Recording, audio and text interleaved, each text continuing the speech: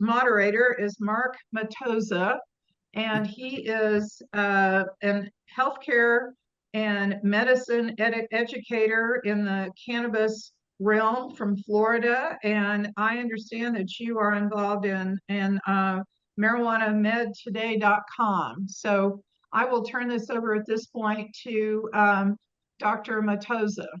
Thank you. Thank you very much. I do want to point out I'm not a doctor, but I'm a medical cannabis practitioner. I do have a degree from Florida State University in this particular area, and I do spend a considerable amount of time. I've spent a considerable amount of time the last 10 years researching medical cannabis. I'm going to make a note right now, if I can, before we start. There's a tremendous body of research into medical cannabis. Because it's illegal here in the United States, it's a Schedule I drug, there is virtually no research here in the United States on medical cannabis. Now, there's a lot of anecdotal research, meaning, for example, the University of California, UCLA, Johns Hopkins have done research where they've located a number of patients that have a particular condition and basically surveyed them on their results. But the research really isn't being done. Now, that being said, the United States government in 1964, our federal government, started funding research into medical cannabis. And because it was illegal, they funded it in Israel. In fact, they gave their funding to a doctor named Dr. Raphael Mechoulam. He started research into medical cannabis. In fact, he's the father of medical cannabis.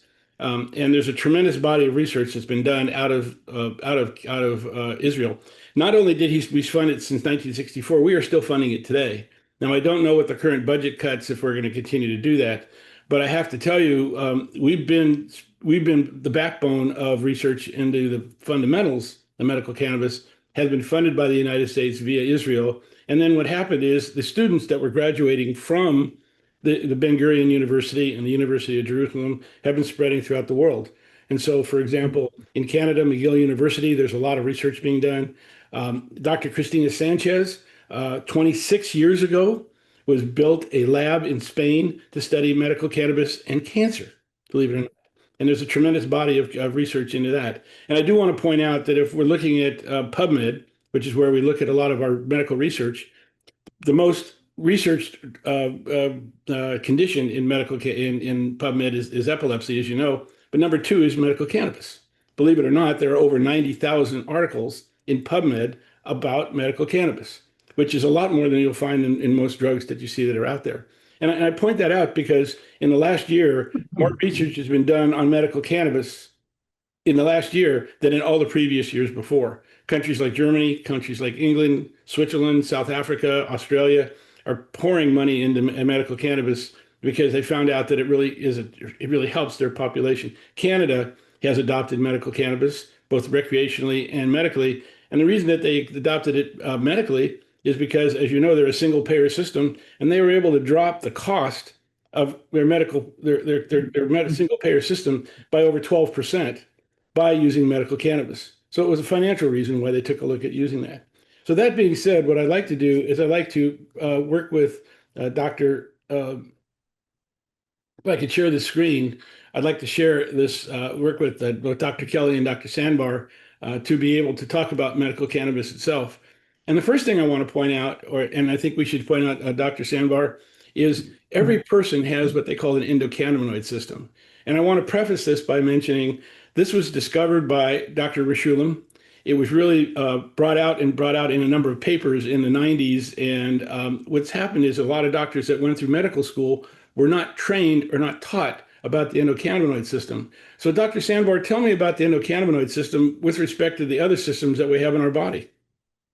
Well, when I went to medical school, Mark, there wasn't endocannabinoid system was not in existence.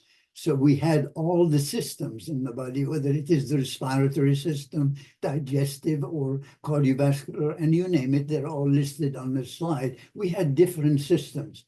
And those systems, we thought they were not governed by any overall body. And what we learned recently is that the endocannabinoid system is the one, as we will hear later, also, it has a big role in controlling the functions, many functions of the body. Yeah. And that's the endocannabinoid system. Yeah, I mean, we always had the endocannabinoid system. I think the problem was we didn't know about it. And that's important. What I find interesting is we have a nervous system, and we all know about our nervous system. We all are very familiar with it. And when something happens in our body, I hurt my hand, I hurt my finger, something that's there, a signal sent to the brain. The brain has said, to Houston, we have a problem. And there's always been a question of what does Houston do with that problem? Well, what we're finding out is that Houston, meaning our nervous system, our brain, turns the treatment of that particular condition over to the endocannabinoid system. So Dr. Sanbar, tell me some of the areas in which the endocannabinoid system both regulates and controls.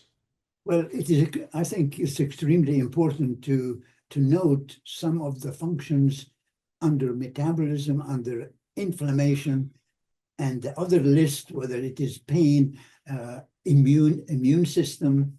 There are few areas that we would like to emphasize besides the one that are listed here. It's that the cannabinoids, whether they are endocannabinoids, that is from the body, that control these systems, the pain, appetite, sensation, inflammation, thermal regulation, motivation, stress, metabolism, energy, and mood.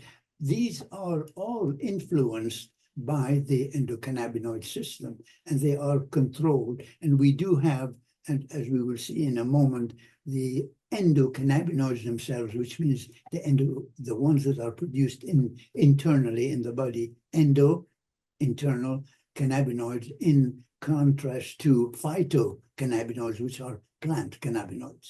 Right. I mean, we take a look at here, we take a look at the endocannabinoid system. What we have is endocannabinoids, which your body produces, and then of course the cannabinoid receptors in your body that actually receive those signals. Tell me a little bit about this, because this is very important. This is the whole cycle of how the endocannabinoid system works. Well, absolutely. This is in order to produce, to synthesize proteins, which are endocannabinoids, to use the enzymes that produce them. Endocannabinoids are lipids, fats, the lipid-based neurotransmitters. So there are enzymes that produce them, and once they are produced, they go to the receptors, and there are several receptors, but the two most important are CB1 and CB2, and we'll talk about those also a little more, and then they are metabolized at the end, which is degrading them, and this is the cycle: production, activation of the receptor, and then degradation, and that's the endocannabinoid system. Sure. And what's interesting is we talk about the endocannabinoids, which the CB1 receptors, for example. Take a look at controlling the brain, the spinal cord, a lot of the peripheral organs. This is where a lot of the pain management from cannabis comes into play. Now, CB2 receptors are mainly found in a lot of the blood cells, tonsils, spleen, and they're basically found throughout the whole body. And these particular receptors really help with the function of helping your immune system, and also it helps you look at and regulate inflammation. So these receptors are very, very important. And again, there's something that really came out. What's fascinating is that of all the neurotransmitters in our bodies, we found out that these lipids that in the endocannabinoids are really important. Tell me a little bit about those, Dr. Sanbar. As you mentioned, there are numerous neurotransmitters. The neurotransmitters in the past, they included from amino acids or peptides. Acetylcholine was the first neurotransmitter that was discovered, and there are purines, monoamines, that's a dopamine or epinephrine, and epinephrine, histamine, and serotonin, and then other catecholamines like dopamine and norepinephrine. And then we have even gas, nitric oxide, as well as carbon monoxide as neurotransmitters, and hydrogen sulfide. Now we have a new one, which is the lipid neurotransmitters. And in the body, the two that are most well studied are anandamide and 2-AG. And those are the two that we will discuss. Anandamide is similar to THC in its function. It goes to CBD1 CB1, and then the 2-AG binds to CB2 receptor. Mhm. And I think that when you talk about endo, you're talking about cannabis or cannabinoids that are produced within our own body. I mean, we basically are producing cannabis-based products, endocannabinoids. And I think that's important to point out. You mentioned the AEA and the 2-AG over here. Yes. Those are important for people to know that we as human beings produce cannabinoids. And as you can imagine, think of a thyroid gland. It produces its hormone. In this case, it is a neurotransmitter. But sometimes the body is not able to produce enough of these cannabinoids internal. And that's when it becomes necessary to help in giving phytocannabinoids. Sure. We'll talk a little bit about that, but it's important to point out that a lot of these endocannabinoids are stored and work with the fatty acids in your body. Yes. The endocannabinoids are lipid fat neurotransmitters, and they are made up of fatty acids and another aspect of it. In one case, it's called ethanolamine, and the second is glycerol. Please note in this slide, there's the arachidonyl ethanolamine. So if you combine a fatty acid like arachidonic acid with ethanolamine, you'll have the arachidonyl ethanolamine, and this is called anandamide. However, every fatty acid in the body can combine with ethanolamine and glycerol. However, the ones that are listed here, from the palmitic acid, oleic acid, stearic, and linoleic acid, they can combine with the ethanolamine or glycerol. These are the ones listed here are the neurotransmitters. These are the endocannabinoids. That's very important. Now, also, the endocannabinoids are synthesized within our body. Why don't you kind of break that down for us? Because this is important, how it basically is something that your body uses to really control itself, to control not only your mood, but also sleep, your appetite, a number of different conditions. Yes, in order to produce the response in the body, or a trigger will start the process.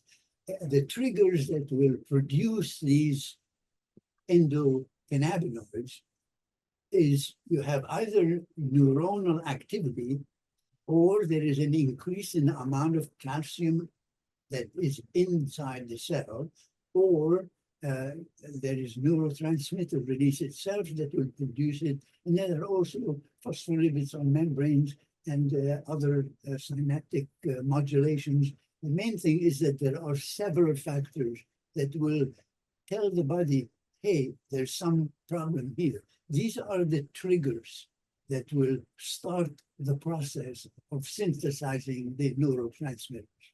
Right. And the objective of our body is to stay in homeostasis, or to stay in balance. And when our body is stressed and not in homeostasis, it can trigger your endocannabinoids as well. Here's a number of the compounds. There's 10 compounds here you're going to talk about, but there's a lot of compounds involved that interact with the endocannabinoid system. Yes, I mentioned them. In this case, it is showing the anandamide, palmitoyl ethanolamine, and oleal, stearic, and linoleic. And please note that the cannabinoids have a different affinity to the CB1 and CB2 receptors.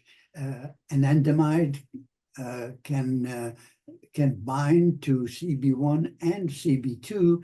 And if you look at the other endocannabinoids, they may or may not bind to CB1 and CB2. Yes. And one of those that are sold on the market now is palmitoyl ethanolamine. It's called PEA, and it is a very good anti-inflammatory. So if you look at the notes on the right-hand side, the anandamide is psychogenic, but you look at the others, none of them is psychogenic. All of them are dealing with like inflammation, analgesia, enhancing the AEA signaling. They regulate the they modulate things like inflammation signaling, and they also are important in immune response. So these Right. are very important for the homeostasis. Right. And here's some more. Now, I do want to point out to the audience, as a follow-up to this particular presentation and this particular conference, you'll be getting a link to a website that'll allow you to be able to download and be able to look at these presentations. So I know it's hard to kind of take a lot of notes and really see what's there, but you'll be able to download these and be able to get those on your own. And I think that's important to point out. But these are some of the other compounds that we find that are here. And you mentioned something really key. We're still finding out what works and doesn't work with not only the CB1 and CB2 receptors, but the other receptors of your body. Although there's been a lot of research done, we still need a lot of research to be able to really understand this whole area. Yeah, these are the fatty acids that are bound to glycerol, and all of them are neurotransmitters. And if you look at the effects under notes, none of these are psychogenic. They are involved in various aspects of metabolism, and most of them are involved in pain, inflammation, and neuroprotection. Yes. Now, here are the neurotransmitters here when you were mentioning them. Then there we have, these are major neurotransmitters, the serotonin, dopamine, adrenaline, noradrenaline. We have the endorphins, glutamine and acetylcholine and GABA. All these are in part controlled by the endocannabinoids in order to maintain homeostasis. Now let's talk about the pain receptors, because I know one of the main reasons why people turn to medical cannabis, one of the top 5 reasons, is pain management. Tell me a little bit about those receptors, how they really play with the other receptors in your body. Well, we do have 10 receptors, pain receptors, and they are listed. The first 5 are the opioid, everybody is familiar with that, the cannabinoids. And if I may interject here, I received an article from Marc Matoza about the patients that receive pain medications with opioids, and they don't fill them up. Instead, about 42% of the people will throw them away. And instead, the patients are now turning to cannabinoids. They don't want to die from opioids. Cannabinoids does not have the bad side effects as opioids, so they're turning to that. GABA is another pain receptor, serotonin receptor, and you can see the medications that are involved there with the serotonin receptor and adrenergic receptor. And lot of medications are involved, whether it is norepinephrine, clonidine, dysporine, and serotonin, and so on. Benzodiazepines are involved. In the next slide, it shows the second batch. All these are pain receptors. The ones that are, I'd like to emphasize, the NMDA and TRPV1, the transient receptor potential vaniloid, and also remember there is the adenosine receptor. All these adenosine receptor is receptive to caffeine and adenosine. There is a pain receptor for dopamine as well as other medications. And then you've got a sigma receptors, and like dextromethorphan is involved in that. So the point I want to say is that if you are thinking of pain and pain as a response, it's not just the opioid response or even endocannabinoids. You've got other things that you need to be concerned about with respect to pain receptors. That's a good point. Also, tell me a little bit about how the omega-3 affects all this. Well, arachidonic acid, interestingly, is not manufactured by the body. It's the only fatty acid that we have to take by to ingest it. And it's very important that people realize that the arachidonic acid, they need to take that, ingest it in order to meet the requirements for the body. So it's great to try to eat the things like salmon and fish and sardines, which have a high amount of omega-3 arachidonic acid. Mhm. So let's talk a little bit about cannabinoids themselves. Let's jump into that if we don't mind. First of all, Sandy, I think it's important that we just take a moment and just look at the anatomy of a cell. So tell me a little bit about the nucleus and the ribosomes. Well, this is a picture of a cell in the body. They are the phenomenal manufacturers. They are a whole factory. In that factory, please remember, I beg your pardon, the size of the cell is from 7 to 100 micrometers. And that's really tiny. And it is incredible that this cell can do all the work that needs to be done. And the nucleus is where all the codes are. And from there, the codes, which are in nucleic acid, they are transported to the ribosomes to produce proteins, which include the enzymes, and we'll talk about that more. So please remember that this is the factory. Yeah. And here's the messenger RNA that really communicates with the ribosomes. That's right. The messenger RNA is the one that carries the code, which is in one strand of DNA. The mRNA is one strand, and it takes it, transports it to the ribosomes, and whatever proteins are produced by the RNA with the enzymes, they are RNA riboenzymes. And that is important in the development of each protein, and it has to be in a specific 3D shape in order to be able to blend with the receptor. Now, the thing that we need to remember is that the cells are affected by pH, temperature, concentration inhibitors, and activators. So they are influenced by a number of things, including cofactors and coenzymes. So the RNA is involved in all these aspects. Sure. Now, let's talk a little bit about the anatomy of a cell, because I think a nerve cell is really the key to a lot of this. Yes, we are talking mainly about the nerve cell, but we have to remember that there are many cells around, as noted on this slide, and we have to, can you imagine our total number of human cells averages in an adult 30 to 36 trillion cells. And these trillion cells have to talk to each other, have to communicate, and they have to communicate through networks. And the networks for cell communications, there are more than 100 trillion communications that try to put together the cells. This is really important. Now, DNA also plays a role here.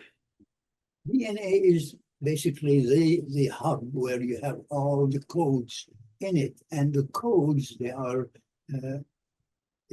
packaged into every areas. As noted on this slide, into genes. Genes represent a portion of the DNA for a particular product, that a compound that's produced.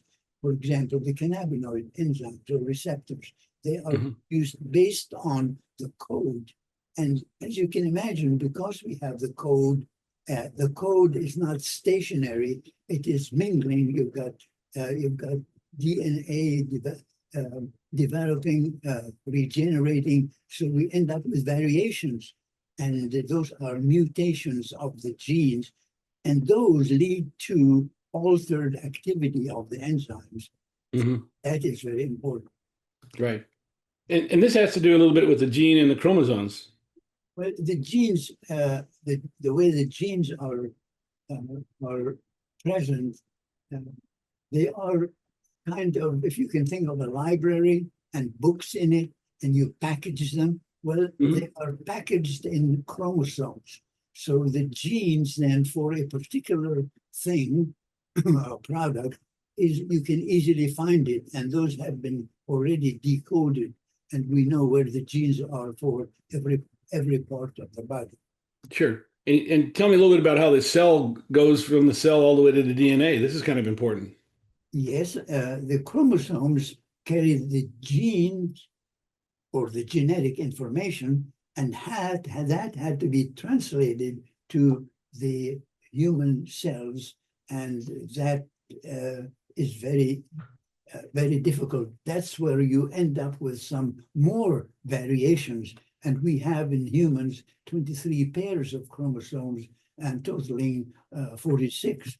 And here, that's what they look like. In the bottom right-hand side, the two strands there of the chromosomes that indicates this is a picture of a female chromosomes. And you can tell the human karyotype, a male would have a Y, which is smaller than the X as compared to the female on the right side. And it's easy to tell male from female. And tell me about how this gets communicated. Well, the genes have the same composition of a particular whatever the gene is. They have the same composition. It just altered a little bit as to the position.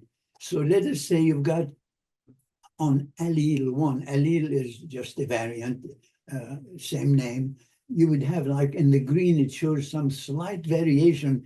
It looks the same, but it's just minor. On the allele number 2, you can see it is a different color for the purpose of description. So a very minor variation, which would be, you cannot tell that there's a great change. Here, therefore, you have allele number 1, allele number 2, and those will result in different products, as we can see in the next slides. So the gene carries the genotype, and that has its code. In order to move it, in order to have the body organize it based on what the genes say, that would be the phenotype. And this shows the thumbprint phenotype, just for, which is done by the enzymes. And the next slide shows another example of the genotype for height of an individual. The gene tells the body how to do things, while the phenotype tells the body what the genes say. Basically, it carries the order and produces the result. Yeah, and the body grows based on what the gene says. That's what's important. Yes. Yeah, that's very important. Now, there are some genes that we know have an effect, the cannabinoids have an effect on. These genes, Marc, are the ones CYP, that's cytochrome P2C9, and the 3 others. I don't need to read them, but these are the genes. These are not the enzymes. The genes have a label, so it will be the genotype that we are dealing. But when it becomes an enzyme, then we call it enzyme with the same name, and that would be like cytochrome P4, which would be named the same way, but it's an enzyme. Here we are talking about the gene, which is from the DNA. And this is where you see the variations in not only structure, but also in functions of the enzymes as well. Absolutely. Right. So let's talk about, when you have the variations, you have slow, medium, and rapid metabolization. Tell me a little bit about that. Well, those genes that are produced that are variants, they are basically isomers. They are the same gene, however, it's been modified a little bit. They are variants. Because of the variations, what happens is that some of the enzymes don't work as fast as the average, and some are very fast, rapid metabolizers. That makes a huge difference, because if you give someone a medicine and there is slow metabolism. It's going to stay in the body longer. And on the other hand, if someone is a rapid metabolizer, they may need more of the medicine. So that's very important to know what kind of enzyme. And the way you identify those enzymes is through genetic testing. Yeah. And it's important to point out, we're talking about cannabis and how cannabis is being metabolized into the body, but this still applies to pharma drugs that you put out. Every person's body is different. And so when you put out when you prescribe pharma drugs, you still have the same condition where you have slow, average, and rapid metabolization. Exactly. And many times it is mandatory to do genetic testing if one is giving a certain drug, and it's maybe required to do genetic testing. Why? Because you want to know if they are rapid metabolizers or slow metabolizers or average. Right, right, right. I know in the medical cannabis field, we talk about starting low and going slow as far as being able to test cannabis and how it affects your body. I know from a doctor's standpoint, when you're prescribing medications, the pharmaceutical that produces that medication will recommend that you start at the lowest possible dosage so that you can actually, again, go low and go slow. They just kind of regulate it, versus in the medical cannabis business, we actually work with the patients to have them test it themselves and listen to their bodies. That's something we'll talk about a little bit later. But let's talk about a particular patient. This particular patient, Darla, did use cannabis at the age of 20. She ate a brownie which contained cannabis and had an intense experience. We'll talk a little bit about why that happened in a little bit. But now she's 67 years old. She's been diagnosed with ovarian cancer, and she's going through chemotherapy, and she has a lot of side effects. She has weakness, nausea, headaches, body pain, and basically she's having trouble with anxiety and sleeping. Watching a Sanjay Gupta program, she heard about cannabis and how it affects the side effects of the chemotherapy. And so she decided to give it a try. Now, in her particular case, what she did was she bought some gummies, which is a very popular way of using cannabis, hemp and cannabis. And she used 10 milligram gummy. Now, I'm going to point out, we're going to come back to this 10 milligram gummy later on in the presentation and talk about dosing. But when she took one and chewed one, I should point out these usually takes about an hour to 2 hours to metabolize. In her case, an hour and a half later, she had that intense experience again, and it lasted 10 to 12 hours because it was metabolized into her body, and she was hallucinating. However, the second part is her nausea, her pain, and anxiety were much improved. This is something we've seen in the past. Is that correct, Sandy? Yeah. Yes. And I think I'm glad you pointed out the importance in this patient. Someone gave or told her, I assumed that it'd be a bud tender that may have told her, well, you can take the 10 milligrams. But if she went to a physician who knows about this, they would never start her on 10 milligrams. I think she should be started on like maybe 1 or 2 milligrams, and then gradually, as you said, increase the dose. Right. I think we'll get into dosing a little bit. Really, 2.5 milligrams is where she should start with the gummies. People just buy gummies. They don't necessarily deal with a physician, and they pop one in their mouth, and they don't realize they may be taking too much, especially if you're new to cannabis or new to THC. It's something you may be taking too much of it, where if you lowered the amount that you're taking, maybe 2.5 milligrams, you wouldn't get that. You still get the positive effects, but without the negative effects of the getting high. We'll talk a little bit about that in a little bit. But also, I think one of the keys takeaways from this particular conference, one of the reasons I wanted to get involved, is as someone who works in medical cannabis, there are a lot of drug interactions. And I know my personal doctors that I work with really did not understand medical cannabis. And I spent time talking to them about the interactions, the drug interactions that CBD and THC have with the various drugs that are out there. Sandy, you want to spend a moment talking about this? Because this is really key, where you have products that are recommendations that you're making today, and how it affects cannabis and how cannabis can affect it really comes into play. Tell me a little bit about that. Well, we can start from the top and go slowly.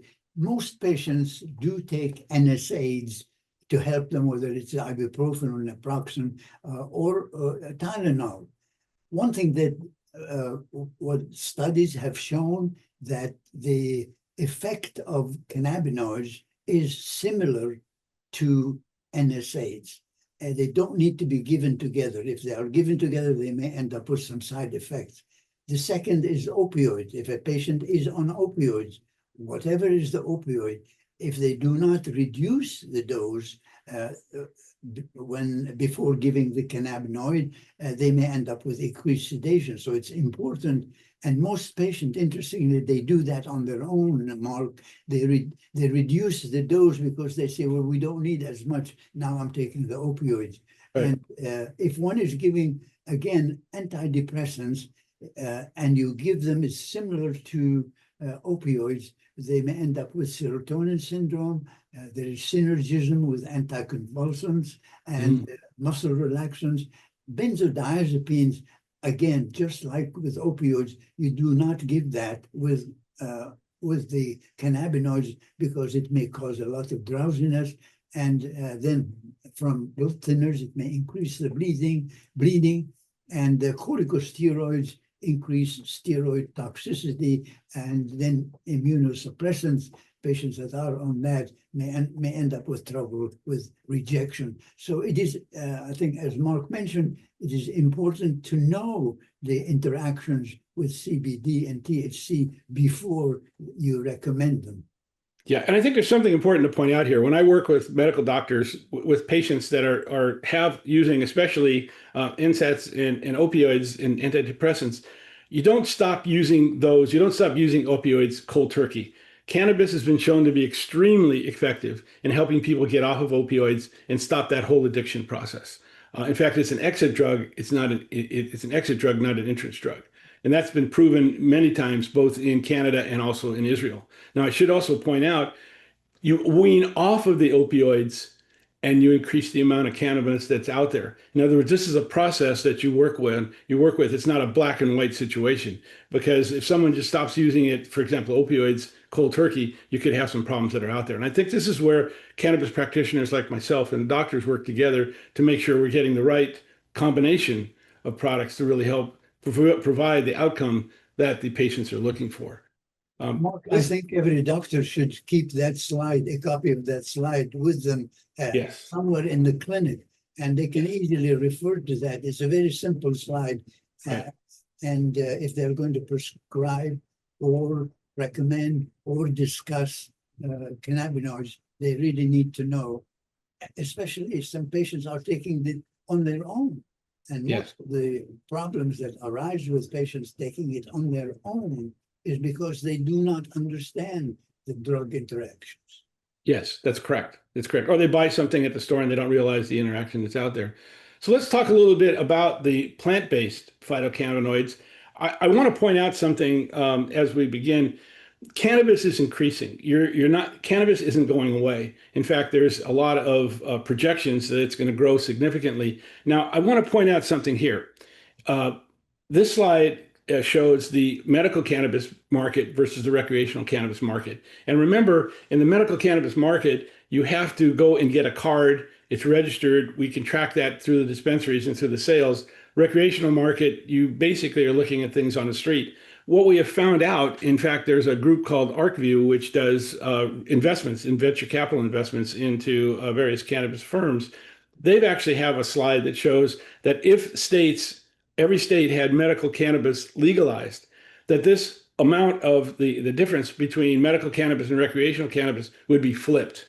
More people would be using medical cannabis and recreational cannabis in these states because what they found out is it's a safer alternative for a lot of conditions. For example, in the case, no one has ever died, and we'll talk about that in a moment, from using medical cannabis. So it gets around the whole opioid and pain problem. In fact, it handles pain better than opioids. It's been proven by that, both studies at McGill University and also out of studies that are done in Israel.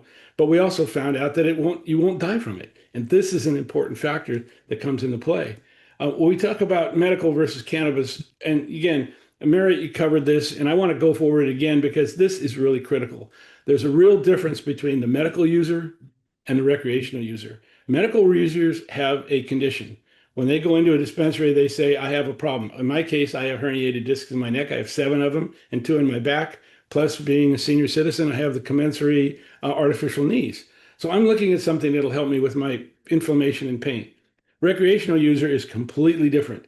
They're looking at very much like walking into a liquor store. You're looking at how much alcohol, what's the alcohol content, how much THC can I get, and basically what are the flavors that I like to take it. It's optimized for enjoyment, not optimized for a medical condition. So there's two different objectives that people have, and that really comes into, and it shows from the standpoint of being reflected, how the cannabis product is used.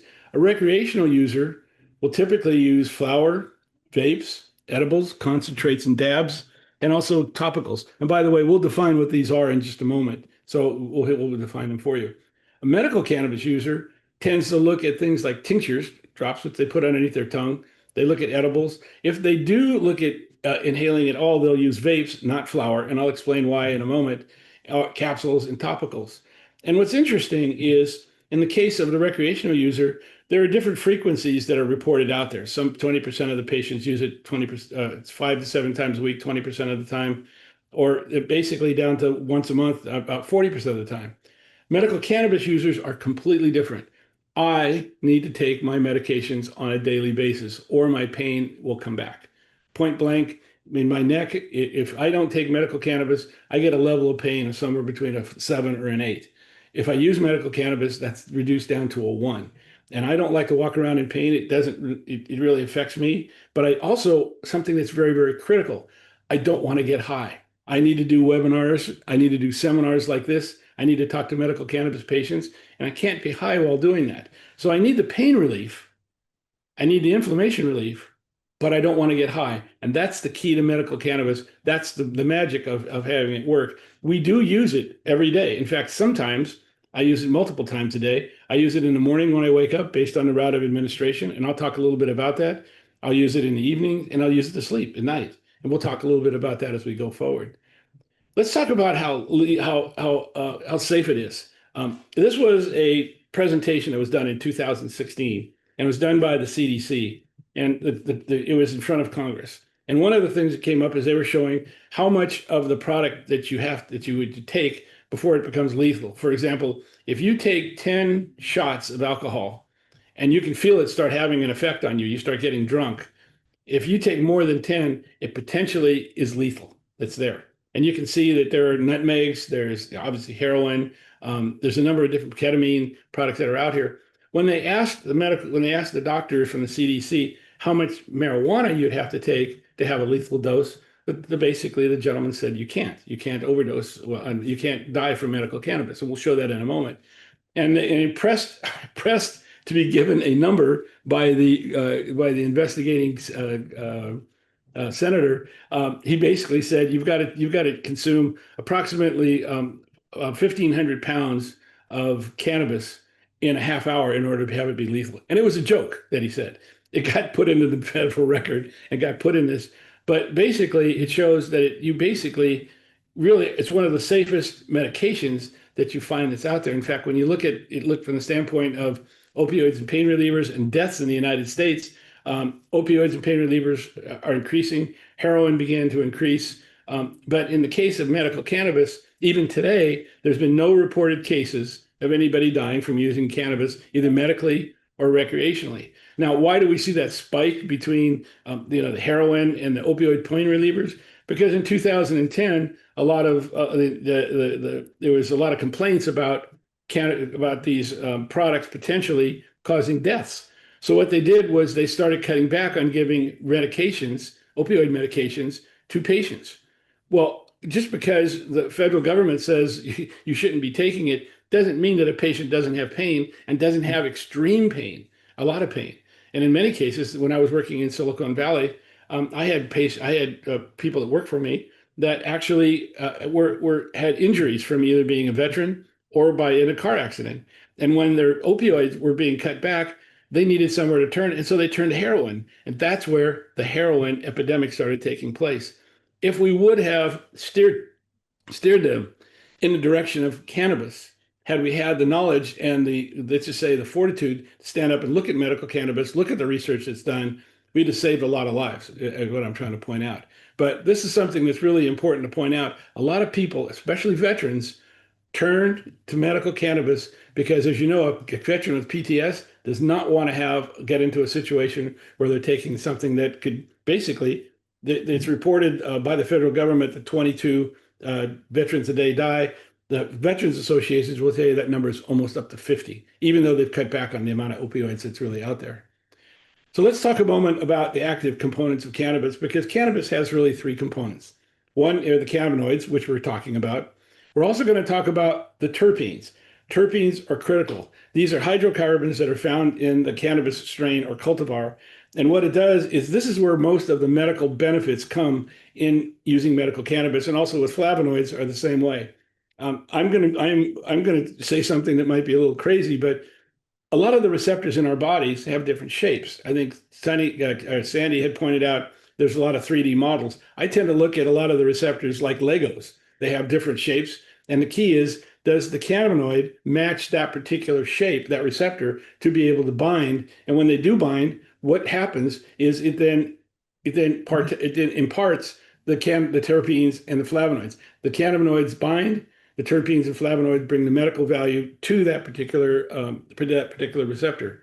Now, we have something in the cannabis business, medical cannabis business, called the entourage effect. Now, what does that mean? That means that if you're using a combination of both terpenes, cannabinoids, and flavonoids, they work better than by themselves. In other words, if you you can buy terpenes from people like True Terpenes, but if you use it with cannabinoids, it's almost like a steroid. It works much, much better. And the entourage effect also means that because your body has an endocannabinoid system, your body doesn't need to be told where you have a problem. Let me give you an example. I was treating a patient that had a very severe arthritis. Her arthritis was so severe, her hands were closed. She cannot hold a fork and spoon. She cannot change the remote control on her television. And she basically became recluse because she was worried about, she had an anxiety problem, stress problem, because she didn't want to go out in public in this particular way. When we started treating her with medical cannabis, what we found out was that her hands began, after approximately 6 weeks, her hands released to the point where she could use a knife, fork, and spoon. She could then use the remote control. She actually went out and started knitting again, which was really, really crazy. Now, when working with her, she also told me her pain that had been in her shoulder for over 20 years started to go away. And that's because the endocannabinoid system knew there was a problem, not only with her arthritis, but also with her shoulder. And it started producing the phytocannabinoids being put into her body, allowed enough endocannabinoids to be produced to be able to address both problems. Again, this is something as part of the entourage effect that we find with cannabis. Most patients will report it helps with a lot of different things. Now, what are cannabinoids? Again, cannabinoids, and I thought this is important because I've been to many conferences where doctors have been pitched or talked about cannabis, and they're not told about what these things are, okay? I want to get down to the basics for a second, if you don't mind, so that we know exactly what we're dealing with. And cannabinoids are molecules that stimulate receptors in the body, and we talked about that. But they've been around for a while. In 1896, they were found. In the 40s, they were actually by Robert Chan. He actually was a chemist who actually identified the CBN receptor. CBD was found in 1942, but it wasn't until 1960 until Dr. Raphael Mechoulam, due to the funding from the United States government, actually was able to isolate and identify the structure of both CBD and also THC. And this is something that's really, really important because CBD, although it is one of the cannabinoids, it's one of the primary cannabinoids you find in cannabis, it's non-psychoactive. In other words, it's not going to get you high. It does target the peripheral organs, so it really helps with inflammation in your immune system. And it does a lot more than that. We'll talk about that in a moment. THC, which is really vilified, is something that's really, really important. It does add a psychoactive effect to you because it does work with a lot of the receptors that are in your brain and in your central nervous system. However, used in the right quantities, it will provide pain relief without having you get high. And this is really the key to the whole thing. Sandy, this is really, really important because although there's now this slide says that we found over 100 cannabinoids. I do have to point out we've actually identified at this point in time, as of today, over 200 different cannabinoids, of which only 120 of them are being studied because we're finding them faster than we can study them. But it's something that's really important. And tell me a little bit about that, Sandy, how your body regulates that. Well, I'd like to point out that on the top part of the slide, you would see the CBGA, THC, CBD, THCV, and there are, as Mark said, about 150 of those, and they are all cannabinoids, and they are from the plants. These are plant cannabinoids. This is in contrast to the endocannabinoids, which are produced by the body. Now, looking at the right, the picture on the right side, you are looking at the post-synaptic part and presynaptic, the presynaptic on the left side, the post-synaptic is on the right side. And what happens is that the cannabinoids, endocannabinoids, are produced in the post-synaptic area. And then they travel through the synapse to the pre-synaptic part of the neuron. In this case, however, all the other neurotransmitters actually start in the presynaptic part and go toward the postsynaptic nerve in order to act.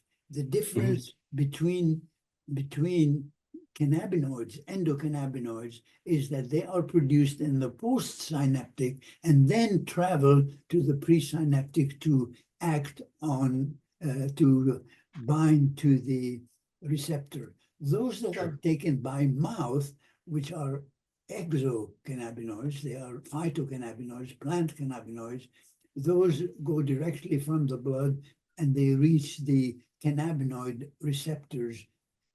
And that's the difference.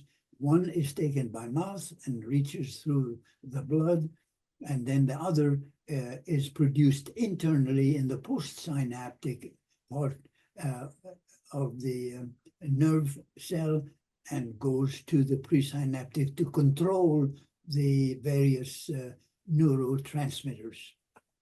Right. And so you pointed these out up here. These are in the cannabis plant, and these are not all of the cannabinoids, but these are the main ones. These are the primary ones that you begin to see. Now, what's the magic of cannabis? Why does people use cannabis for medicine? Well, what was found out 5,000 years ago in the Chinese, and what's been followed literally for centuries, is that we found out that your body does produce naturally endocannabinoids. But the cannabis plant produces something called phytocannabinoids. And these phytocannabinoids, interestingly enough, are identically structured to the endocannabinoids in our body. In other words, the phytocannabinoids exactly mimic the endocannabinoids, and they bind to all the endocannabinoid receptors. Why would we want to be able to add phytocannabinoids to our body? Well, I'm a senior citizen. Over the age of 50, I'm not producing as many endocannabinoids, or I'm not producing them as quickly as I should be producing them if I have a particular condition.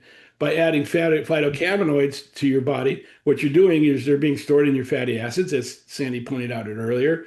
And when your body needs those particular endocannabinoids or that particular cannabinoid, what happens is it then pulls that and basically produces it. So you now have in your body, in essence, your fatty acids act as a battery. What you're doing is you're then pulling from that, and you have the products or the cannabinoids that you need to address a particular condition. Sandy, do you want to say something about this?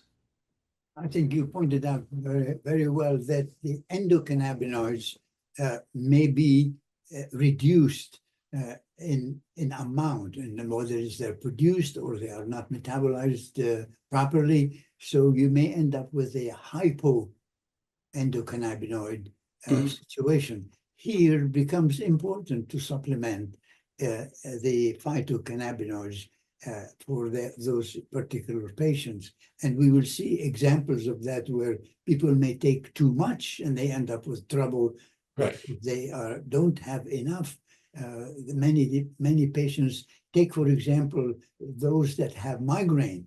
Mhm. During the episode of migraine, they analyzed the levels of anandamide, and what they found is that during the episode of migraine, the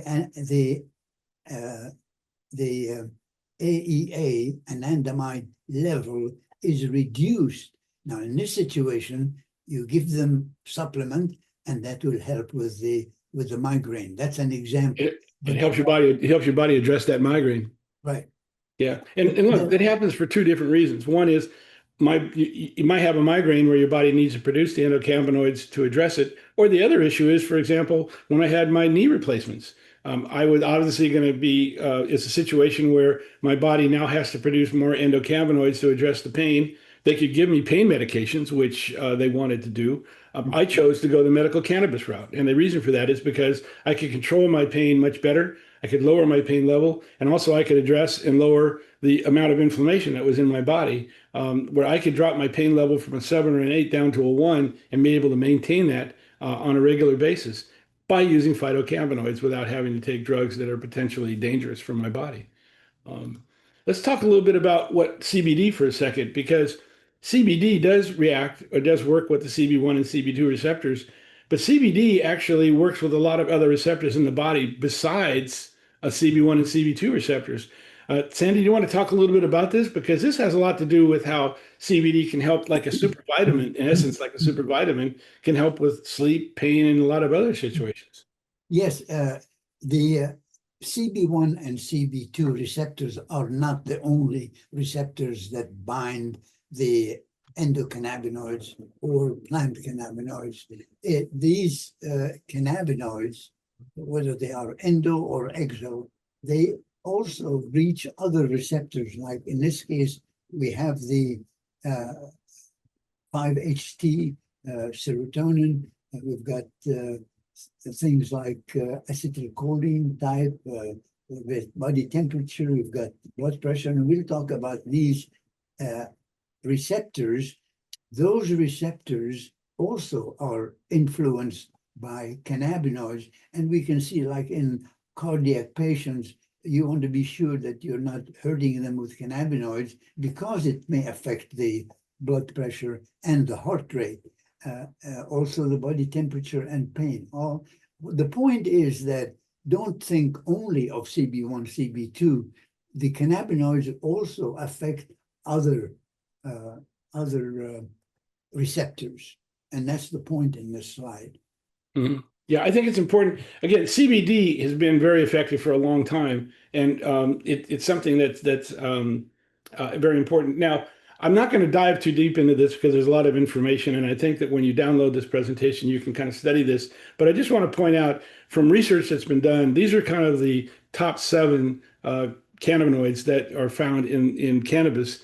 And a lot of them have, you notice they have analgesic capabilities, anti-inflammation capabilities. We kind of know what each of these cannabinoids do. We also know, in working with the various terpenes, what they're able to address. So here's where the different areas that they can help there. We've done a lot of research on this. The purpose of this slide is to show you that this, when our politicians stand up and say we need more research, there is more research. Look in PubMed. It's there. Because the researchers that are getting funding from us in Israel, they were required to put all their research into PubMed. And also, they followed suit, the researchers in Canada, the researchers in England, in Germany, in Switzerland, in South Africa, all around the world, in Asia, all put information into PubMed. So we know it's being researched. We know the case conditions that are out there. And these are scientific researches. This isn't anecdotal. This isn't somebody on the side, some pot smoker saying, hey, it really helps me. These are where doctors do the actual studies that we're used to seeing. Now, Sandy, there's different ways to take cannabis. I know that, we hear about the famous joints, but there's other ways of taking it. Tell me a little bit about the bioavailability levels of the various ways of using cannabis.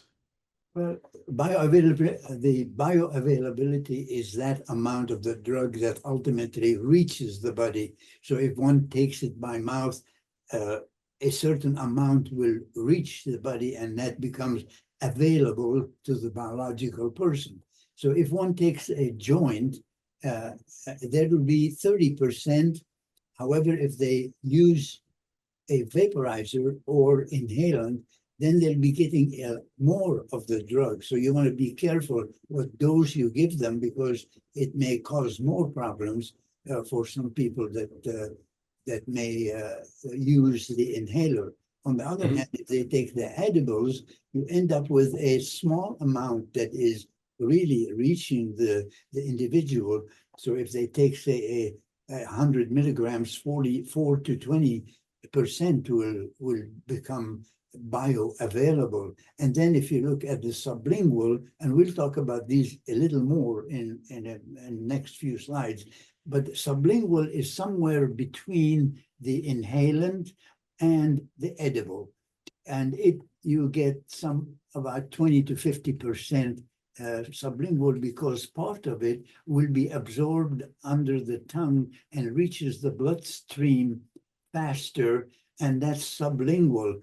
On the other hand, most people that use it sublingual end up swallowing some of the medication, and therefore you end up with the effect somewhere between inhalant and the edibles. And then the topicals, when we'll discuss, these are topical creams here. I want to point out topical creams, because you will see if that there are other ways that the topicals are given, but when given as a cream and you put it on the skin, what is great about this, it is absorbed very quickly, and within minutes you feel the effect, because it reaches the nociceptors that are peripheral. So you need to know the differences of what kind of bioavailability depending on the way they are taken. Now, there's a question that someone might ask, and that is, notice that somebody may smoke a joint, okay, which is very popular, or using a vaporizer. In both cases, they're smoking it. Why is there a difference in the bioavailability? And let me answer that question straight up. Cannabinoids and also terpenes and flavonoids are very heat sensitive. In fact, we're going to have a slide on this. We'll talk about that in a moment. If you roll a joint and you then take that 550-degree temperature flame to go to light it, you're burning off many of the cannabinoids, almost all the terpenes, and almost all the flavonoids. It's a very poor way of taking medical cannabis. You're basically reducing the medical efficacy of that particular route of administration 50 to 60%. That's the bad news. The good news is it still works. However, people have to take more of it to be able to get the same amount of relief that they were looking for if they were using a vaporizer. The vaporizers, by the way, allow you to be able to set the temperature. So you can set it on low, medium, and high. We'll talk about that in a moment. Or the actual physical temperature is setting itself, which means that you're able to bring out and enhance the cannabinoids, the terpenes, and the flavonoids, and not burn them off. You're able to use them much, much better. We'll talk a little bit about that in a moment. But that's really important to understand. Smoking a joint is not the best way to use medical cannabis. Here are some of the routes of administration, and this is an important slide because we talk about if you talk about the flower, for example, versus inhalation, you notice that onset means how long does it take, how long is it before I feel the effect? And the duration is how long will it work? So if I smoke a joint, it works almost immediately, and it'll keep me that way between 2 to 6 hours. The same thing with inhalation, where I'm using a vape pen. Well, I'll get the same immediate effect. It'll still last the amount of time, but the difference with the inhalation is I'm able to set the temperature of the terpene itself and be able to, set the temperature of the pen itself, which enhances and brings out the cannabinoids and the terpenes. Now, before I jump into this, and before I work with Sandy on this, I want to point out something very clear. You're going to hear a new term. It's called cultivar. What is a cultivar? Where you've heard in the medical cannabis business or medical cannabis world something called a strain. What's happened over the last 5 years is that a lot of the dispensaries, a lot of the people making cannabis now are able to genetically alter the product to be able to target not only the cannabinoids, but also the terpenes and flavonoids that address a particular situation. So for example, they're taking plants and engineering them so they'll address pain, for example. They'll address stress and anxiety. They'll address, for example, IBS, those kind of things. So those are called cultivars. Cultivars are where they're actually now making products that address a particular medical condition. And what you're going to hear over the next couple of years is the word strain is going to start going away, and you're going to start hearing the word cultivar, and you're going to hear more and more about it. But Sandy, you talked a little bit about earlier about using flower and inhalation. We covered that. Tell me a little bit about tinctures, because tinctures and sprays are really important. Yes, they are. Tinctures, as noted, they work in about 15 to 20 minutes as the onset, and they last 4 to 6 hours, and those are very important. However, I'd like to also point out under topical, the topical is cream, and that almost immediately works, but it lasts 2 hours. That's cream topical. Most patients that have chronic pain, the doctors are recommending transdermal patches to start with. The transdermal patches work in about 10 minutes. They're not as fast as the cream. However, they may last 1 or 2 days, and depending on where you buy it, you need to recommend the nano emulsions, transdermal patch. Nano emulsion, that's the one that lasts 1 to 2 days. If they have cream in them, they will last maybe 8 hours. So you really need to advise the patient that transdermal. One thing that is very important, patients are more accepting of transdermal because if they have low back pain, instead of having to take the medication by mouth, and they may not want to, or they may not be able to, such as patients with, say, problems with GI tract, you may give them locally the transdermal patch. If it does not work by itself, then you can supplement that with oral medications of the, like, say, if you want to give it as a tincture or an edible, and so on. We probably most patients that don't smoke in particular, they're not going to use to inhale. They will use the edible or tincture, and that would be a supplement. So please, and patients are more accepting of taking something as a patch. Patients that have angina pectoris, we've used patches for a long time. Patients don't mind taking them, and they are accepting them. Once they use them and they see that they're getting a good effect from them, then maybe if they're not getting the full benefit, then you can add an edible, for example, or a tincture in addition. Yeah, and I should point out, a lot of people getting into medical cannabis, a lot of people starting out their journey in the medical cannabis world usually start with tinctures. And the reason for that is because, remember, we talked about going low and going slow. You're able to take that eyedropper from the tincture, take maybe a quarter of the eyedropper or even less than that, take that maybe the first day, see what the reaction is. You may not get any reaction at all. And then maybe after a day or two, up that, maybe double that, and then increase that amount of tincture that you're taking every day or two. And again, eventually, and we'll talk about this when we talk about dosing in a moment, you'll feel that relief to the point where you'll actually help with that particular condition. And then if you continue to increase the dosage, you'll get to a point where you just don't feel as well. It's not as effective. And that's when you've gone and you started using too much of it. By backing down, by dropping down from, let's say, the whole eyedropper to 3/4 of an eyedropper, or from 3/4 of an eyedropper to half an eyedropper, you're finding what you call your therapeutic dosing level. And this is how people find out what their therapeutic dosing level is. And it's very, very important because every person is different.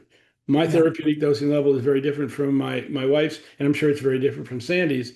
But once you find that therapeutic dosing level, I know in the case of my neck pain, when my neck pain went away, it was like, whoa, this is great.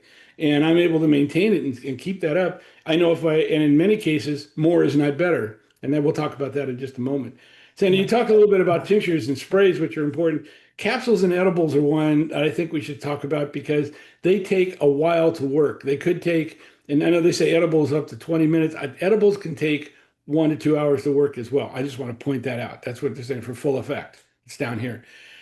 a lot of people, there's famous stories of people that take, let's say they get a brownie, they're supposed to take a quarter of the brownie, they eat a quarter of the brownie, 15 minutes later it's not working, so they eat half a brownie.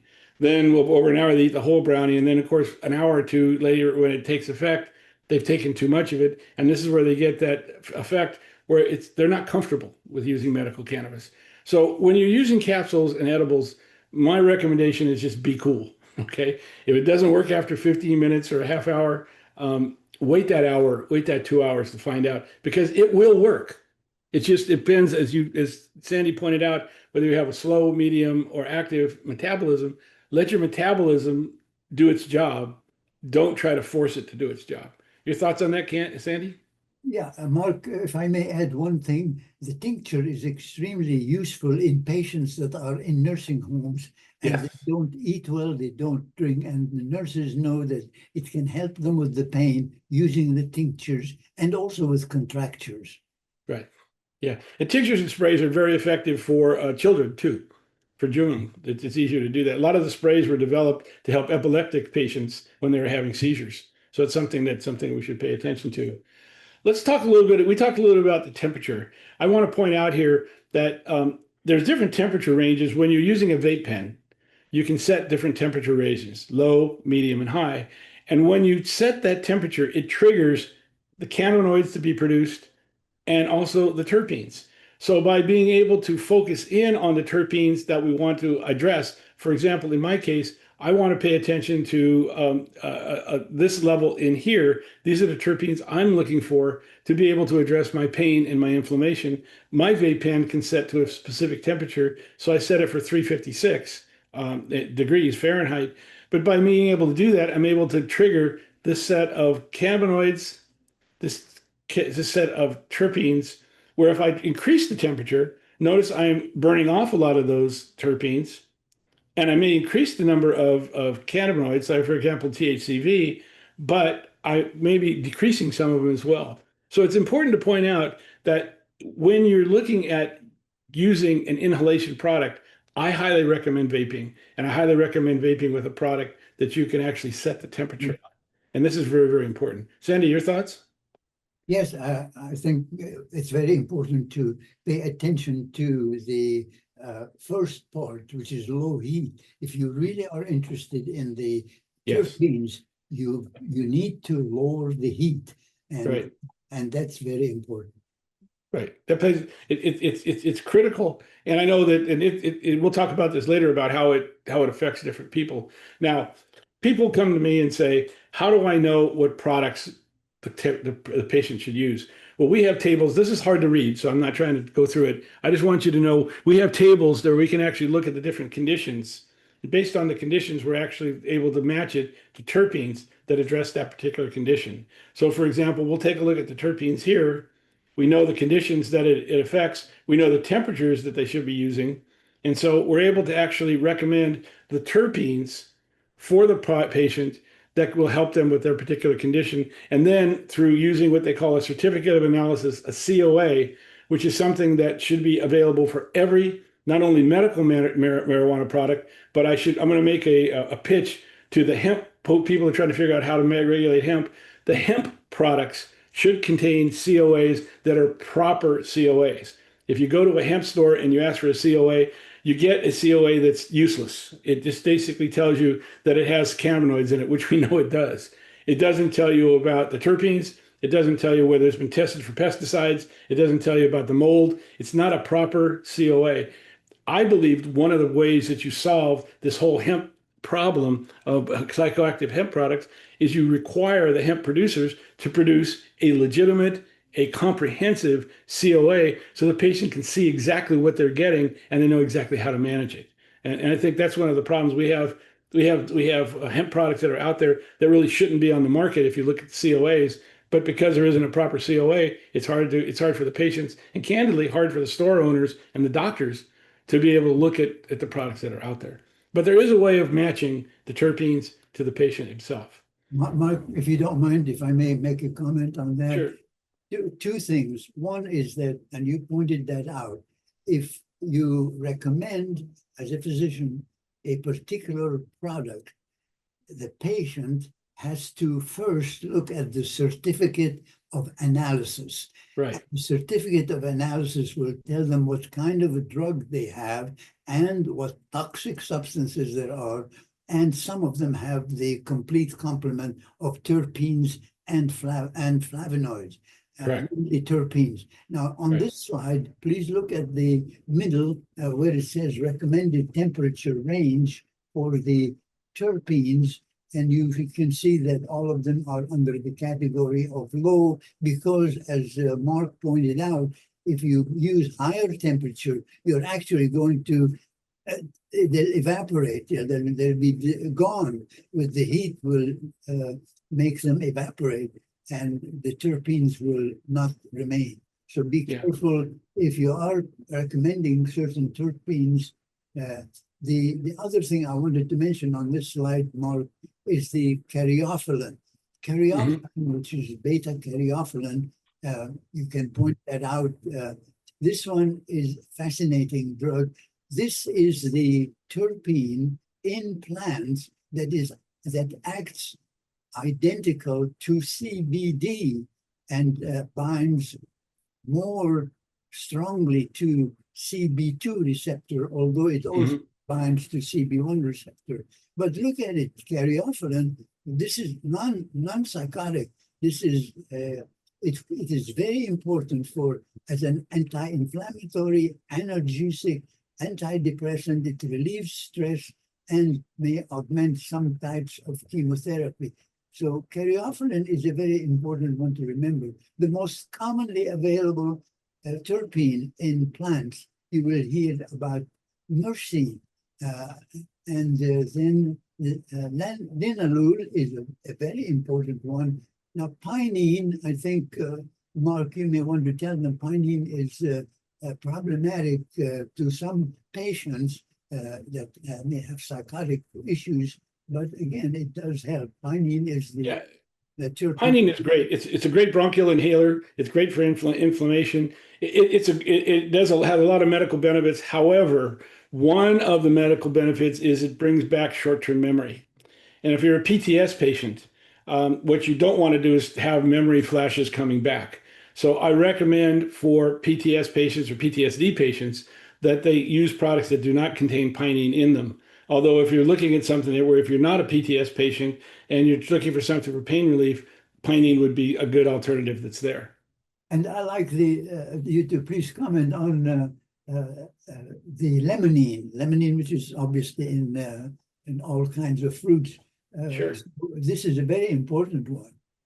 Probably not only it elevates your mood for stress and anxiety, limonene is one of the better products to really be using that's out there. It also helps, interestingly enough, with the absorption of the other terpenes that you're using. So that's really, really important, and it's an antioxidant as well. So all of these terpenes right here are usually found in a lot of the products. I'm going to comment on something, Sandy, and that is we're talking about, we're recommending that you take, especially as doctors or people that know about medical cannabis, to tell the patient, here's the terpene you should be looking for. And by the way, here's the cannabinoids that you should be looking for.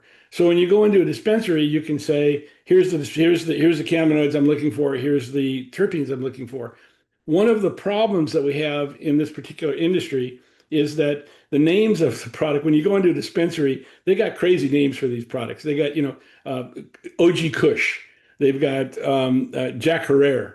They've got all these crazy names. And one person asked me one day, why do they have all these like Maui Wowie and all these names? Why are these names this way? It was because it is a prohibited product. The people that were growing the product illegally put names on the product so that people wouldn't know what they were making and how they were there. Now, that's very similar to the revenuers when prohibition was on for alcohol. We've got alcohol products called Wild Turkey, Jack Daniels, Old Granddad, Forester. That's because they used the same terminology. They didn't want people to know what they were making when they were moonshining it and trying to sell it. Those names carried over as when they started into the products, the genes and the plants that are being made, it carried over them. But if you go into a dispensary and you say, here's the terpenes and flavonoids that terpenes and cannabinoids that I'm looking for, they will match it to the product that they have in stock that matches that terpene profile. That's something very important to point out. Right, yeah. Yeah. The point is that people should make sure that the patient looks at the certificate of analysis, go a good Yes. inspected place, get a good product, and be sure that they're taking the proper medication. One of the benefits of medical cannabis going into dispensary is every dispensary is required by law to have a proper COA, certificate of analysis, so you can see the terpenes, the flavonoids, the cannabinoids that are in there, not only the amount of mold, if it's been tested for mold, pesticides, and it really tells you the quality of the product itself. By the way, that is not happening in the hemp market, and I think that's one of the problems that we're facing today. Proper COAs in the hemp market would go a long way to solving a lot of the problems that the politicians are trying to address today. That's just my personal opinion.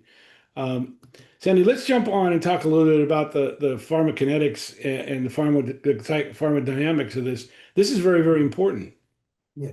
Well, we talked earlier, Mark, about the variants in the gene, the genotypes, and those determine the pharmacokinetics and the pharmacodynamics.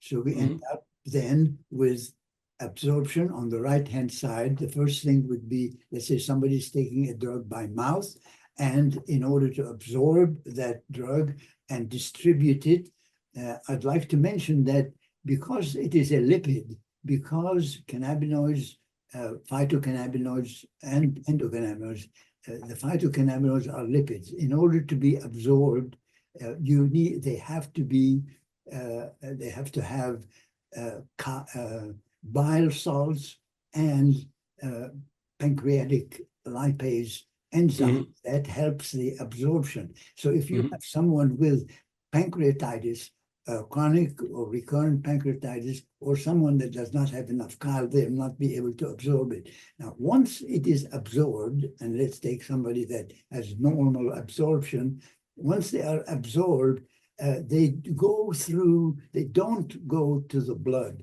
They are attached to chylomicrons, and the chylomicrons then go via the thoracic duct, so you go in the lymphatic system, not the blood. About up to 90% of the absorbed cannabinoids are carried or bound to they're bound to chylomicrons. And now then that obviously is in the blood, it goes peripheral, and then the lipoprotein lipase will work on the chylomicrons, and then the lipid-based cannabinoid will become available. However, if you have someone that has lipoprotein lipase that is not functioning properly, such as an individual, maybe even an obese individual, or someone with hyperlipidemia, those particularly hyperchylomicronemia, who have the low lipoprotein lipase activity, and people with metabolic syndrome have the same thing. They do not metabolize peripherally as well, and the cannabinoid remains on the chylomicrons. So once it leaves the chylomicrons, which means the peripheral lipoprotein lipase activity works on the chylomicrons, then they reach the cells and act on the cells. They are metabolized and then are excreted. So the action can be either efficacious or it can be toxic when it reaches the target organ. It's kind of interesting how that whole thing works. Let's talk about the absorption when you're inhaling a product. How does that work? Well, here, the absorption, inhalation goes directly from the lungs to the blood, directly. It does not have to go through any other route. Right. However, please remember that even patients that are smoking it, that have high chylomicrons, and low lipoprotein lipase activity, they're not going to metabolize those very well. But it goes to the circulation, and finally it will be oxidized and then penetrates the tissues and be excreted afterwards. Yeah, The onset, as mentioned earlier, is 3 to 10 minutes when they inhale it, and they can last up to a couple of hours. Right. It is important. Now, the pharmacokinetics is something that's really important, and this has to do with how your body absorbs cannabis, because each of those routes of administration has a different way of having a product be absorbed. Tinctures are absorbed by basically and by the lining the inside of your mouth. Yes. When you take an edible, it goes into your stomach. When you use a topical, it's going on that particular area. Tell me a little bit about the pharmacokinetics, because this is really important when you're deciding which product to use or which route of administration to use. Well, it's important to note that the tincture, as noted on the top right-hand side, sublingual, part of it is absorbed directly into the bloodstream. On the other hand, a part of it is swallowed and becomes ingested, so to speak, and will act in the same way. It'll have to go through the mechanism that we discussed a little earlier. Sure. On the other hand, if it is topical, and we don't have this on this slide, but the topical acts directly and is absorbed and attaches to the nociceptors that are peripheral. And that's why it acts very quickly. It's almost immediate. In less than a minute, you already feel some effect of that. Yeah. See, what I recommend for people that want to use tinctures is put it underneath your tongue and or swish it around your mouth, because within 30 seconds, it'll be absorbed. And then that way you're not swallowing it. But there are people that do, when they put their tinctures in their mouth, they do swallow some of it. So there's just be careful about how you use it. I prefer for people to swish it around their mouth and use it that way. That way it gets into your bloodstream a lot quicker. It's a lot more effective. And that can be used in a challenge in the office. If Yes. you want to start someone and you really don't know how they're going to react, you can give them the medication, like Mark said, let them swish it in their mouth and wait about 1 or even 2 hours if necessary, and Right. sure what kind of response. Some of them will have a horrible response from the beginning, and you want to be sure that that's not the right dose for them. So a challenge dose can be helpful in some patients who you are concerned about. Yeah. I mean, caffeine, like alcohol, cannabis, every person's body reacts differently to it. I mean, I have friends of mine in the alcohol area that have one drink and they're done for the night. I have also friends that'll drink the whole bottle and they're just getting ready.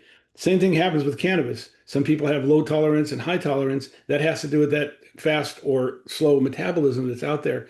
But really find out how your body reacts to this. It's just like alcohol. Find out how your body reacts to it will actually help you be able to get the maximum medical benefits from medical cannabis without all the negatives that could potentially come along with it. So Sandy, let's talk a little bit about how it's actually how cannabis is being absorbed into your body. This is a pretty good slide that kind of runs through the different ways of how it's actually cannabis is metabolized into your system. Well, this is describing the absorption through the GI tract. What it points out is that if a patient is on any of the medications listed under drugs that may decrease the oral availability, please remember that any patient on any of these drugs listed, and in particular if they happen to be on opioids like morphine or others, but even nitroglycerin and propanolol. So remember, these medications will decrease the oral availability of the drug when they go to the GI tract. The absorption orally will be diminished, and that is very important to know that it will not reach the blood circulation. It will go first through the thoracic duct, then it'll go to the liver for the first pass after being circulated in the bloodstream. And that hepatic metabolism is the one that is influenced by any drugs that the patient is on. and that would reduce the oral availability. Here, Sure. this action is through the enzymes. Some are inhibitors, some are activators. In this, those medications reduce the oral availability. Right.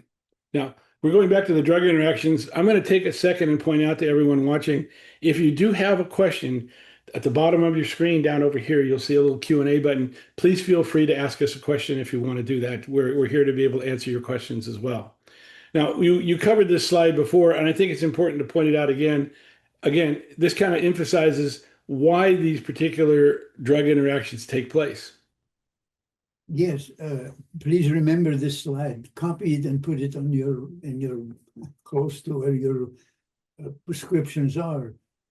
It's very important to note there's so many drugs that are interact with CBD and THC, and you need to know about them before you give the medication. And every doctor will have to get a full list of medications as to what the patient is on before they put them on cannabinoids. And that list is just big, too big. So please remember that. Right. Now, let's talk a little bit about absorption and elimination, because this is critical for when you're using cannabis to understand this particular process. But in this case, Mark, this is just one that every doctor has seen. When a patient takes any medication, it will reach a peak in about 1 to 2 hours, and then it starts to lower and be removed from the body. And there is a half-life, which we talk about, at which half of the drug has already been removed from the body. So this is just a background. And the next slide, keeping that in mind, here it shows the difference between smoking, sublingual, and edible. And you can see that if it's in the red one, given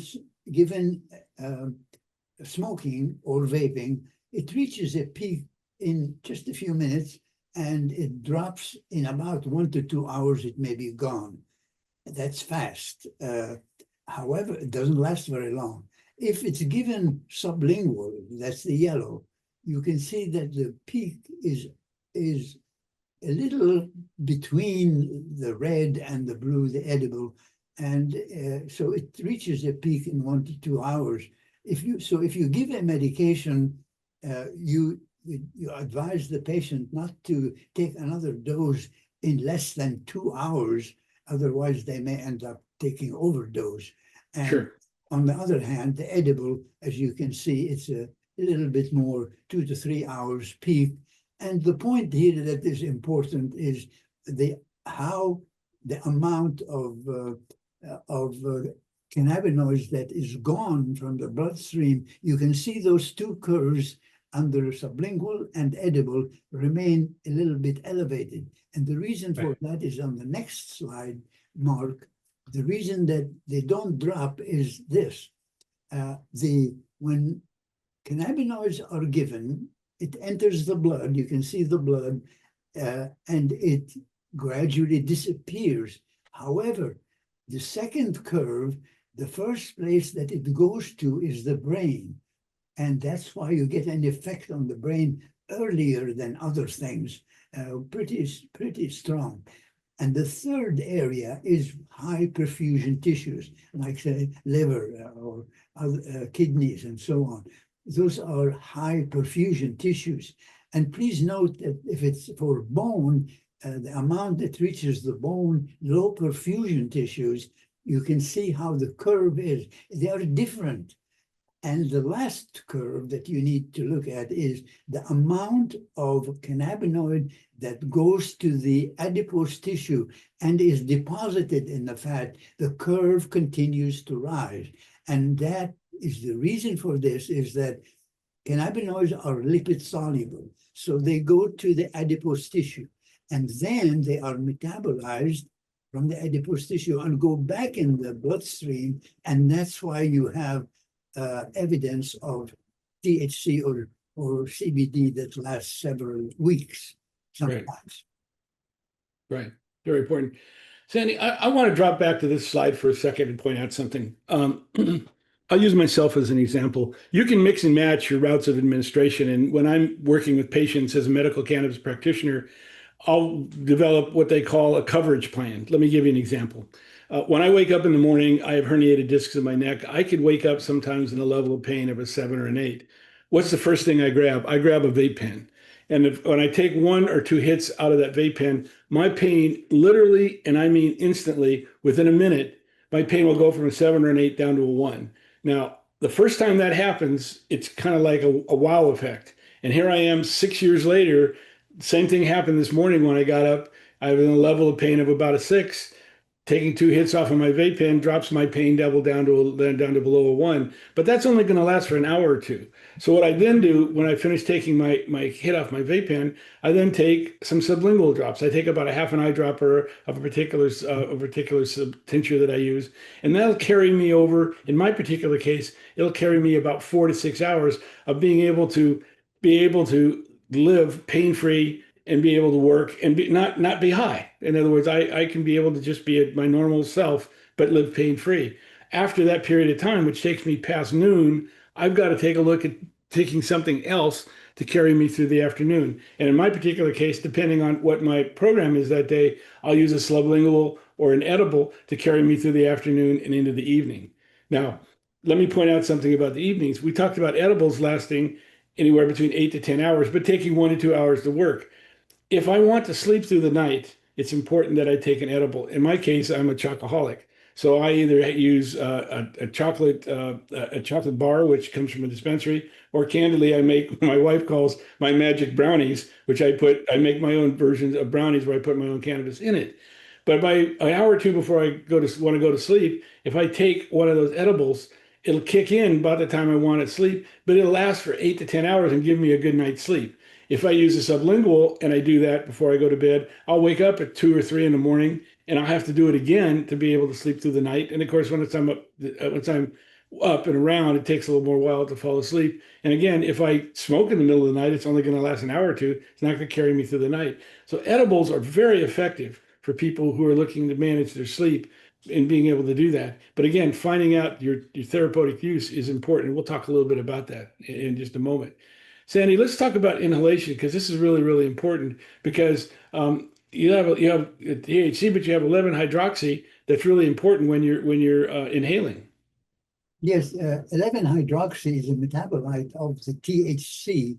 So 11-hydroxy THC, you can, on the red, it shows the THC, but then on the bottom, please remember that the metabolite, which is 11-hydroxy in blue, it kicks in shortly after, and it is active. On the other hand, the metabolite that is not psychogenic in green, that's the 11-carboxyl group, and that is the one that goes in the urine and stools. So, right. And one thing if I may mention that Marc mentioned using, say, inhalant plus the edible. And some people may benefit by using the patch, which hide them over at night, and that helps a lot if they don't want to take the edible, but they can mix and match. And that's what really Marc is trying to say. Find the right approach that will help you throughout the 24 hours. Right. Yeah, patches are great. I overlooked that, Sandy, and you're right. Patches are very, very effective. I use a patch quite a bit because what I'm able to do is I'm able to put the patch on, and it gives me during the day and even into the evening. If I'm using a 72-hour patch, I don't have to worry about my medical cannabis medications in my regime. I can just get the relief I need without having to go through, and especially if I'm on a business trip, if I'm traveling or giving lectures and things, it really helps to have that patch that's there. So thank you for pointing that out. Let's also talk about how it actually works, because this is really key. We talked about CB1 and CB2 receptors. We talked about the different, AEA and 2AG. Take me through this a little bit, Sandy, because this is really key on how medical cannabis works. Well, let's start on the right side. On the bottom is the postsynaptic portion of the neuron. There's a rich dendrite. But in that area is where the endocannabinoids are synthesized. They're synthesized based on the triggers to maintain homeostasis. Once they are produced, we will go to the right arrow from the red towards the presynaptic region, and at the cellular level and on the membrane side is where the CB1, in the case of THC, the CB1 is present, and it will stimulate, or it will activate or bind to in a manner like it shows on the left side, where you've got a certain indentation where the AEA, for example, fits in properly in that region, and 2AG, so it fits like a lock and key, and that activates the production of causing the action that will act on the other receptors coming from neuroreceptors from the presynaptic area. It regulates them, whether it's dopamine or whether it's GABA or whatever neurotransmitter. That's how it works. It's kind of like, think of it as a guard that is watching, and if there is too much coming down from the presynaptic region, and there is too much dopamine, too much serotonin, too much norepinephrine, epinephrine, what the anandamide and endocannabinoids and 2AG will do is to regulate the amount. And if you give on the left-hand side, it shows the THC going to the CB receptors. That comes through the bloodstream and reaches the cell wall, the membrane of the cells, and activates the CB1 or CB2, depending on the cannabinoid, and that's how they work. So please remember, this is the only, that we know about, the only drug, an anandamide and 2AG, that are produced in the postsynaptic region, and they travel backwards. All other neurotransmitters transmit antigrade from the presynaptic region downward. And their function, the function of the cannabinoids, is to guard the amount or the quantity of other neurotransmitters. And that's how they regulate the homeostasis. Great. That's a good point. So, Sandy, we talked a lot about cannabinoids. We talked about temperatures. We've talked about terpenes. So we've talked about the beauty. Why don't we spend a moment and talk about the beast? Yeah, that'd be great. So let's define the beasts that we're talking about. First of all, we have something called cannabis use disorder, and CUD is what it's referred to. This is very much of a mental condition. This is where people have patterns of using cannabis. It causes distress and it impairs their life. This is where people will use cannabis. I think that we have a as a human being, we think that more is what we need to have something. If something's working, we use more of it. We use more of it. In the case of cannabis, less is more. In other words, once we found our therapeutic dosing level, going beyond that is going to trigger conditions like these that don't really help. And we'll talk a little bit about that. But really, cannabis use disorder is someone who really feels they need cannabis in order to go ahead and continually uses it. And we'll define a little bit about what this particular condition is. Yeah. Sorry, go ahead, Sandy. Go to the next slide. Maybe we can. Yeah. Well, cannabis hyperemesis syndrome is one that's a physical condition. And I want to contrast these two. One is a mental condition and one is a physical condition. And this is a cannabis hyperemesis syndrome happens because people have been using it for a long time, like 10 or 12 years, or using synthetic cannabis. I should point out, synthetic cannabis, I do not recommend to be used for medical cannabis at all, and I don't recommend it at all. I know the FDA approved it. I know they did studies on it, but you cannot take an apple and reproduce it in a lab. You cannot take a pear and reproduce it in a lab. You can't take cannabis and reproduce it in a lab. They come close, but they don't produce the natural products. It's been proven many, many times, again, by research done, Israel, Canada, Germany, that natural cannabinoids, natural cannabis is much more effective than synthetic cannabis. Why are synthetic cannabinoids around? Because pharma companies can patent them and make money off them, and that's why they're there. Where in the case of natural cannabinoids, people aren't doing the research on it because you can't get a patent, and so it's harder to get the research done. Sandy, let's jump in. You mentioned the next slide. This is probably one of the most important slides in the whole lecture series that we're doing that you need to really understand, and that is that cannabis is biphasic.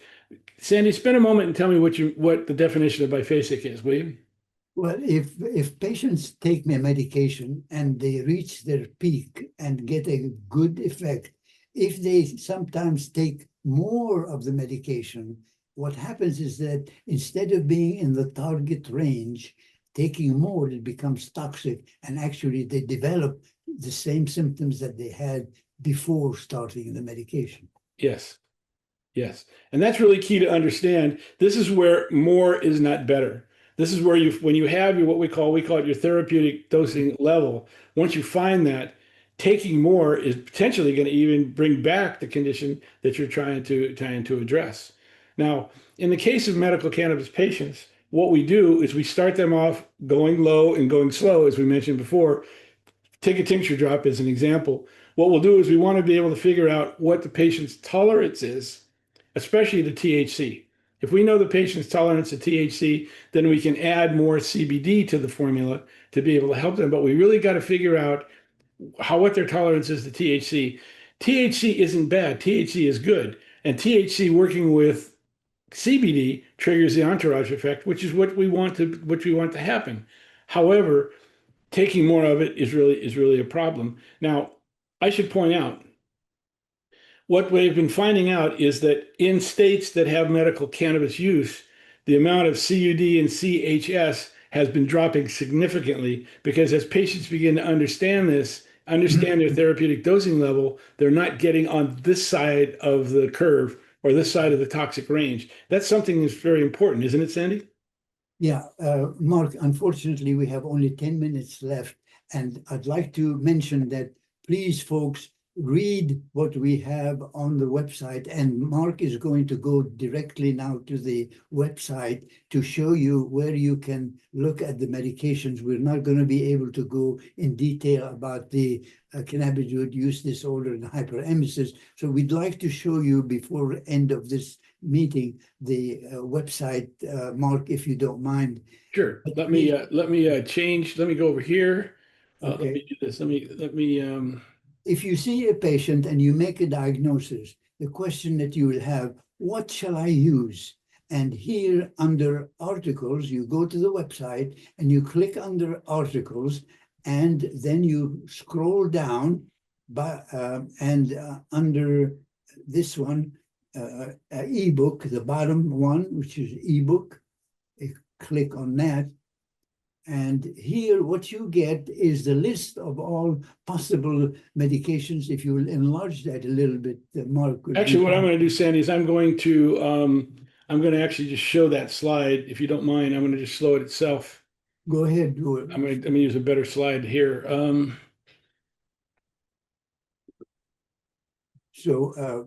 Right here.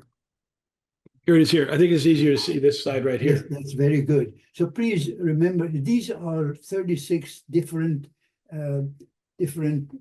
possible diagnoses. Some of them can be helped quite a bit, some are not. And we're going to choose one, but to show you how you get into that. Let's say you have chronic pain. How's that work? Pain. And here is what you get. Yeah, clicking the table of contents will take you right to this particular page. Yes. And it will give you what CBD to use in that case, what THC you can use, what terpenes, and what flavonoids. And then it gives you a little bit about key considerations, and at the end it gives you a little bit of summary. In this case, it tells you that cannabinoids, terpenes, and flavonoids offer potential for managing chronic pain. CBD plays a significant role in pain relief. Now, this is psychogenic, and the importance of entourage.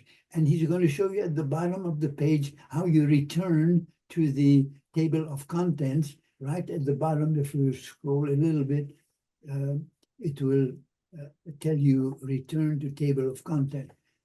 Oop, sorry about that. So you want to go here, you want to go to page 1. To scroll down a little bit more. Scroll down. Yeah, you want to go to the bottom of the page. And at the bottom of the page, it has. Oh, I'm sorry. Excuse me. You want to go scroll down here where it goes return to table of contents. Now, if you click on that, you will return back to table of content. And say you want to treat somebody with acute pain. So you can click on acute pain and it'll take you to the acute pain. What can you use? And notice here, one thing that we mentioned before, terpene, beta caryophyllene, for example, it acts on CB2 receptors and it is anti-inflammatory and analgesic. Limonene, pinene, in addition to CBD. So this is very important ebook that you can use as a reference whenever you want to look up something. If you want to look at anxiety, it's very important. Anxiety disorders, number 5. It will take you there and give you what CBDs you can use, THC, terpenes, flavonoids, all that is listed for you. And Mark, do you have any recommendations or suggestions? Well, I have to tell you, out of all the documents that I've seen in the medical cannabis world, this is one of the most important from a doctor's perspective, because a lot of the research that you would need to do to find out what products with terpenes, the routes of administration and notes are all here. If you don't download anything, download this particular PDF and really keep it around for use. If you're working with a medical cannabis patient or you're working with a patient that has any of these conditions, this will be very helpful to give you the notes you need to be able to move forward.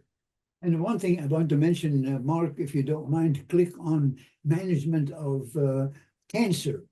That's number 8. Cancer related, we talked about that earlier. Cancer related, you can see that here THC and CBD have both shown some effect. But what I do want to point out is that in these patients, you can prescribe the medication because it is available as a FDA approved drug in these situations. Right.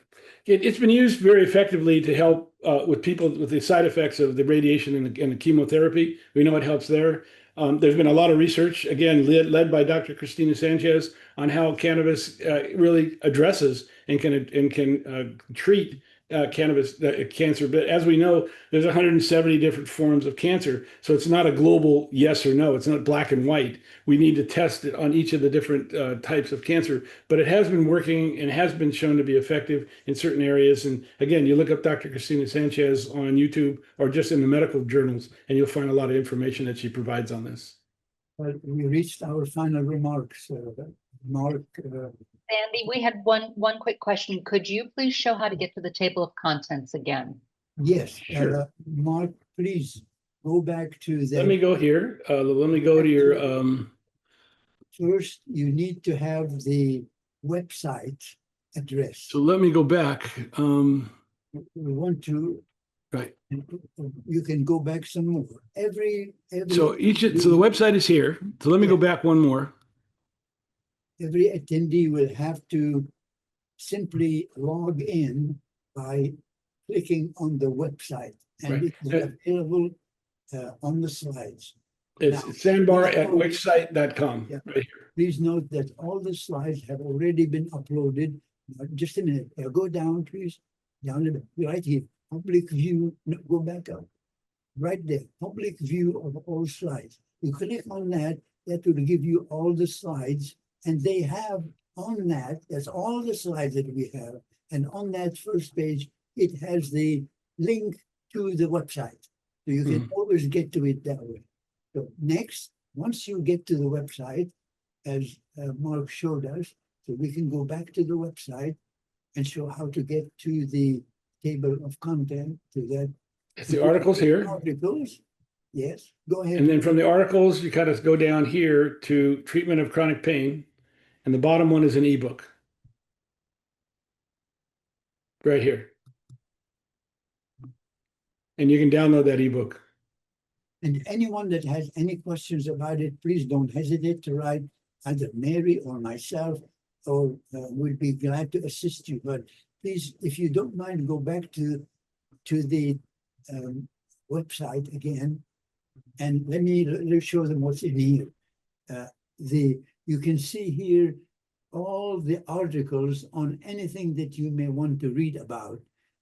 All right, so these are available for you to read. There's a lot of literature here, but at the bottom of that, way at the bottom, is where the cannabinoid ebook. That's the ebook treatment with cannabinoids, terpenes, and flavonoids. That's what you click on, and it will It's this one right here. that website. All right. Right. It's And really then there. Sandy, I just need to put up the slide for the codes before you give your final words, if that's okay, very quickly. Sure. Yes, Okay. please. All right. The code you're looking at is 1605, right, Sandy? Yes. For this one, is 1605 for the lawyers, Yes. and then the CME. You all should have received from Tyler an email that has the codes for the CME. For the CLE, please remember the first session code was 8100 and the second session 1605. Those of you that would like CLE, just send me, and you have my email address, send me your email with either CLE 1 session or 2, and I will record that as having attended those sessions. Mhm. Okay, and I think with that, we have, 2 minutes to finish? The last part is merely a kind of a final remarks to remind you as to what we talked about, really. So we won't spend much time on it, just to show you. All the slides are available, and we have the final remarks. All of them are available on the website. And here is our finale. Going to scroll up a little bit. Okay, a little more. Okay, we can start with here. For those of you that have CME and CLE, we did that. And next slide, please. It shows the use of AI. If you go back a little bit. Go back one here. Yeah, right here.